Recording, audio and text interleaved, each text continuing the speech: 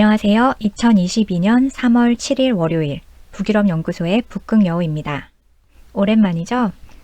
지난밤 스웨덴에 무슨 일이 있었나 10주차 소식입니다. 이번 주는 지난밤 우크라이나에 무슨 일이 있었나로 바꿔야 될까 봐요. 먼저 4년 전 노르웨이에서 시작하겠습니다. 2018년 10월 노르웨이 북쪽 해역은 각종 무기와 병력으로 뒤덮였습니다. 북대서양 조약기구인 나토의 합동훈련이 있었거든요. 병력만 해서 5만, 항공모함을 포함한 함정이 65척, 항공기가 250대, 장갑차 등 전투 차량이 1만 대가 투입됐습니다. 냉전 종식 이래 최대 규모의 군사훈련이었습니다. 미국, 영국, 프랑스 등 29개 나토 회원국에 더해서 중립국인 스웨덴과 핀란드도 참여했습니다.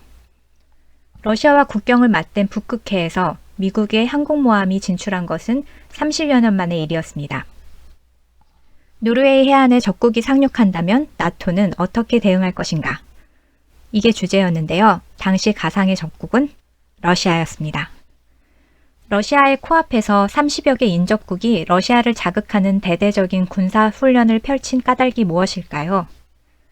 중립국으로서 미국과 러시아 사이에서 이중 외교를 펼쳐온 스웨덴과 핀란드까지 군사훈련에 참여한 데는 그럴 만한 이유가 있었습니다.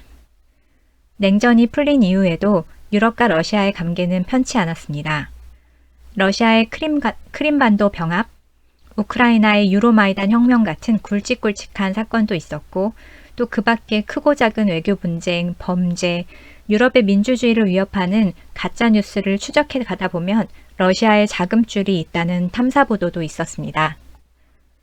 러시아에 대한 반감과 부정적인 인식은 대중매체에도 드러납니다.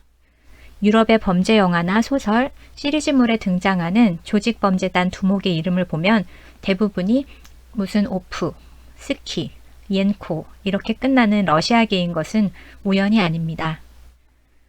유럽이 러시아에 대해 갖는 감정은 우리로 치면 반일 또는 반중 정서와 비슷할 텐데 이쯤에 머물지 않고 군사적인 대응까지 하게 된 데는 물론 복잡한 돈 문제가 얽혀 있습니다.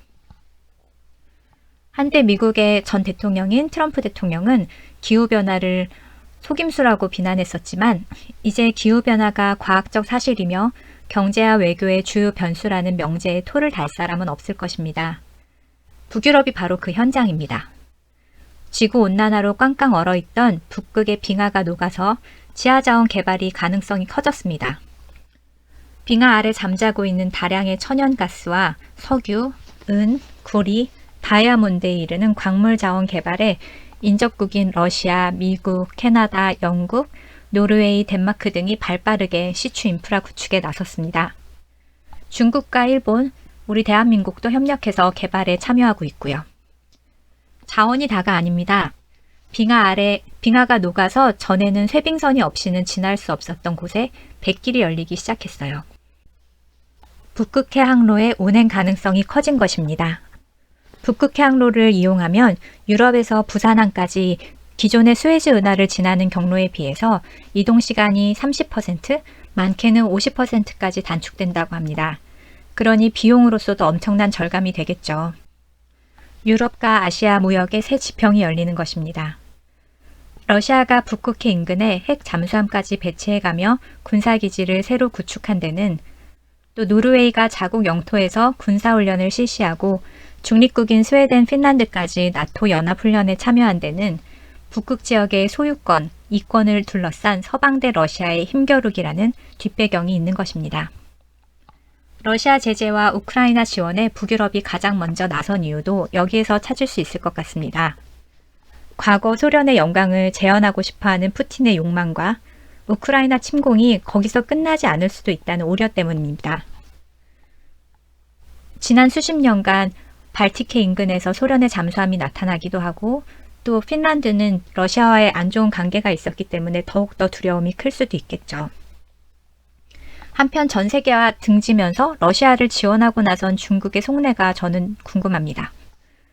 역사를 들먹이면서 우크라이나를 되찾겠다는 러시아, 지금도 대만의 주권을 인정하지 않는 중국, 이 둘이 비슷하게 보이는 이유는 무엇일까요? 핀란드와 스웨덴이 나토에 가입하면 군사적인 대응도 불사하겠다. 러시아가 이렇게 협박을 하고 나섰는데 한미동맹에 대해서 노골적인 불쾌감을 표시하는 중국. 또 한 번 겹쳐 보이는 건 왜일까요? 이참에 우크라이나의 젤렌스키 대통령 얘기도 한번 해봐야겠습니다. 러시아 침공 이후에 각국은 러시아와 맞물린 이해득실을 계산하느라 눈치만 보고 있었습니다. 이때 젤렌스키는 전장의 한 복판에 남아서 나에게 도망갈 차량 대신 탄약을 달라며 항전을 외쳤습니다.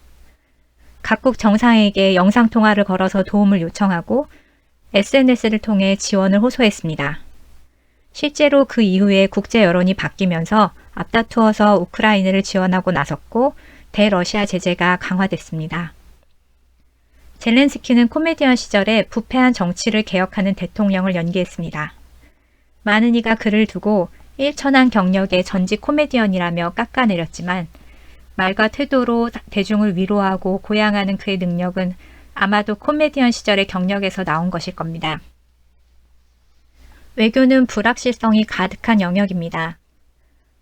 한 나라의 지도자는 각국의 정상은 정상 대 정상으로 만나지만 동시에 인간 대 인간의 만남이기 때문에 개인의 매력, 진솔함, 솔직함 이런 게 정말 큰 역할을 하고 결국은 그것이 국익으로 이어집니다. 과거 우크라이나 대선에서는 두 전직 대통령이 맞붙었습니다. 진짜 전직 대통령과 코미디 프로 속의 대통령. 우크라이나의 부패는 심각한 상황이었고 유권자 모두 참 뽑을 사람 없다 이렇게 생각했을지도 모릅니다. 하지만 갖고 있는 패 중에서 그나마 나은 것을 선택하는 것이 민주주의죠. 정치의 핵심이 상대방의 마음을 바꾸고 행동을 이끌어내는 과정이라면 혼탁한 국내 정치, 불안정한 국제 정세 가운데 젤렌스키를 선택한 우크라이나 국민의 선택은 틀리지 않았던 것입니다. 우리도 이번 주에 대선이 있죠. 어떤 결과가 나올지 모르지만 어떤 결과가 나오더라도 인정하고 또 뽑고 나면 끝이다 이게 아니라 그 후에도 어떻게 이어갈지가 우리의 몫이라는 점을 잘 기억해야겠습니다. 그러면 투표 잘하세요. 헤이도! 더 많은 뉴스는 북유럽 연구소 브런치나 페이스북을 참조하세요.